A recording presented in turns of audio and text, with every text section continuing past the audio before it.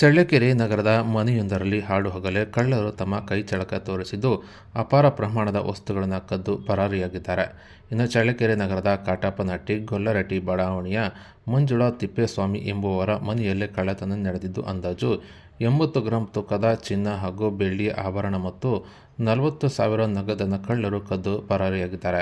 ಇನ್ನು ಕೆಲಸ ನಿಮಿತ್ತ ಹೊರಗೆ ಹೋಗಿ ಬರುವುದರೊಳಗೆ ಈ ಒಂದು ಘಟನೆ ನಡೆದಿದೆ. ಇನ್ನು ಮನೆಯ ಬಾಗಿಲು ಮುರಿದು ಒಳಹೊಕ್ಕಿದ ಕಳ್ಳರು ಲಾಕರ್ನಲ್ಲಿಟ್ಟಿದ್ದ ಚಿನ್ನಾಭರಣ ಹಾಗೂ ನಗದನ್ನು ಕದ್ದು ಪರಾರಿಯಾಗಿದ್ದಾರೆ.